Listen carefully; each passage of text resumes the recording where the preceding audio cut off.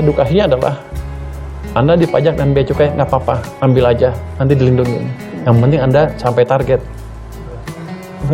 Menurut Anda betul apa salah seperti itu? Saya tanya Anda sekarang.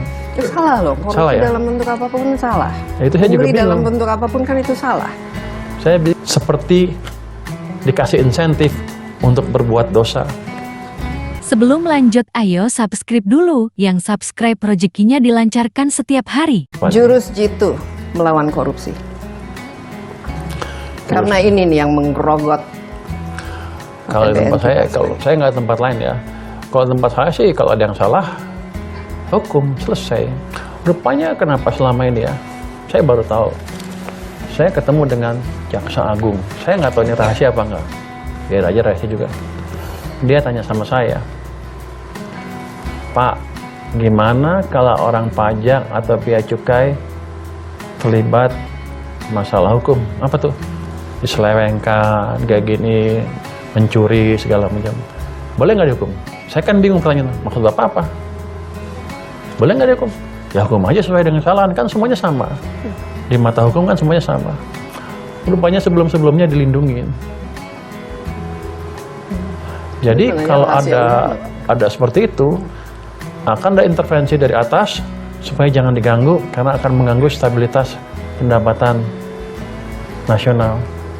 Itulah yang menciptakan bukan moral hazard, seperti dikasih insentif untuk berbuat dosa.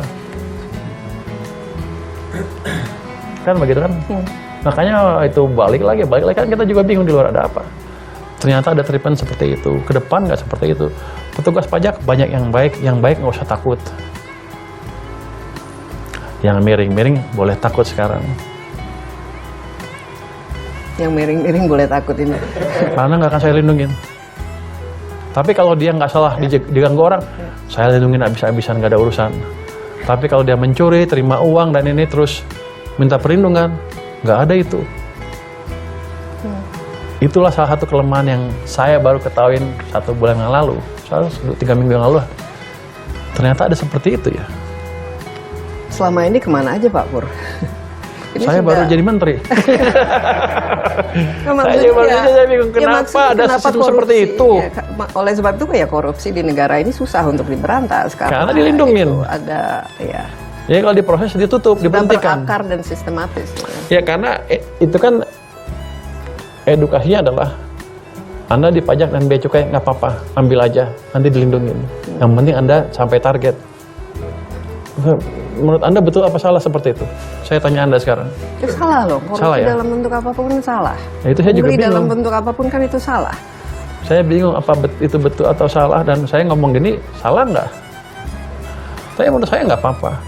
Jadi jaminannya adalah selama Anda melakukan tax collection dengan baik, tertib, dan nggak terima uang, nggak hajar sesuai dengan aturan, sabodo amat, saya lindungi sampai kapanpun. Jadi Pak Pur nggak takut sama siapa-siapa ya? Enggak, kenapa mesti takut? Emang harus takut sama siapa kalau gitu? Enggak, maksudnya kan ya istilahnya ya nggak tahu lah. Jadi panas nih, gua mesti takut sama siapa? Enak aja. Takut sama Tuhan harus. Enggak kan kita gini. Perlambatan ekonomi yang kemarin itu ancaman yang real karena kelemahan di banyak sektor di perekonomian kita. Ini kita punya kans untuk memperbaiki. Kita memperbaiki separuh-separuh atau penuh. Atau mau kita diamin aja. Kalau saya ekonom kan social optimizer. Memakmurkan semuanya kalau bisa. Kalau nggak bisa ya udah paling nggak gajinya cukup lah. Tapi dari by mana? design seperti itu. Kalau ekonom by design seperti itu, makanya kita anti monopolis, anti ini, pro kompetitif.